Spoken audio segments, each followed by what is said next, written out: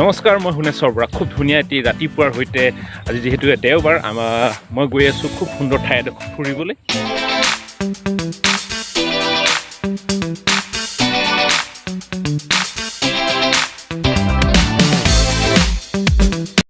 আহিছোঁ দেই।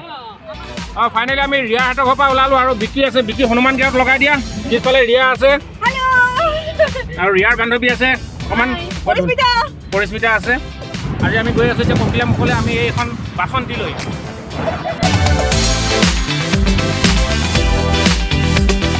আৰু বনভোজ খাবলৈ গৈ যদি আমি অকণমান মাংস লৈ নাযাওঁ, আচলতে বনভোজটো আধৰুৱা হৈ যাব। ইয়াতে আমি ছাগলী মাংস অলপ লৈছোঁ, তো ছাগলী মাংস অলপ সৰহকৈ লৈ লওঁ। আমি ছাগলী মাংস ব্ৰইলাৰহে বোলে, এইটো ব্ৰইলাৰ মাংস।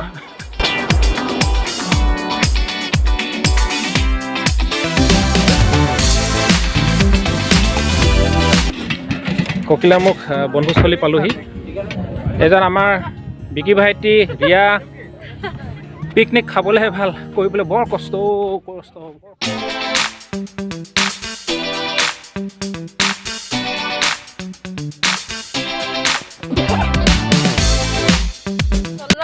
এয়া আমাৰ ধাবা মেনেজমেণ্ট পঢ়ি আহিছে বিকি। জাগ্ৰত হৈছে বিকি। মাংস যি পিঁয়াজ জলকীয়া দিব লাগে দি দিয়া সোনকালে। তেতিয়া তেল গৰম হৈছে।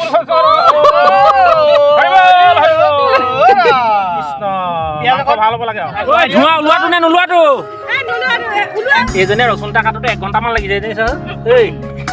এক মাংসত মছলা নহ'লে খাবলৈ জুতিটো বৰ ভাল নহয়।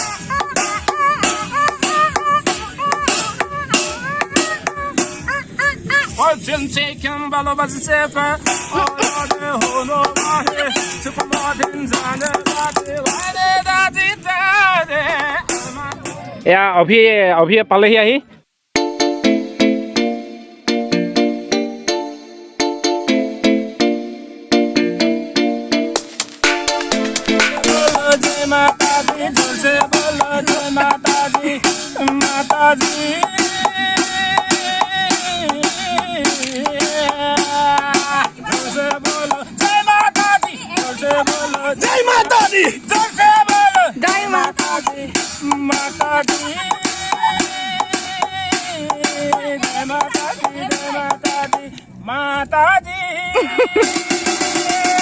जोर से बोलो जय माता दी, जोर से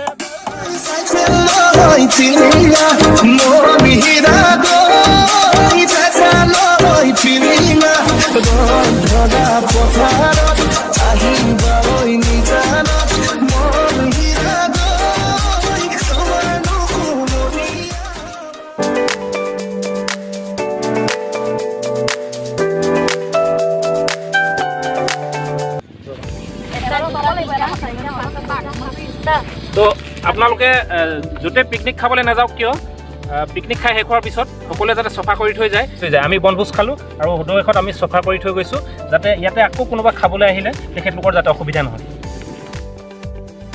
তো ফাইনেলি আমি পিকনিকৰ পৰা ওলালোঁ। খুব ভাল লাগিলে আৰু যাবৰ সময়ত যদি অকণমান বিহু নহয় আচলতে খুব বেয়া লাগিব। সকলোৱে অকণমান সহায় কৰিব দেই। ঐ হাঁহৰ লগত কোমোৰা, বুটৰ লগত পচলা, ঐ পুঠি মাছৰ টেঙাৰ লগত দিবি ঢেকীয়া, ঐ পথাৰ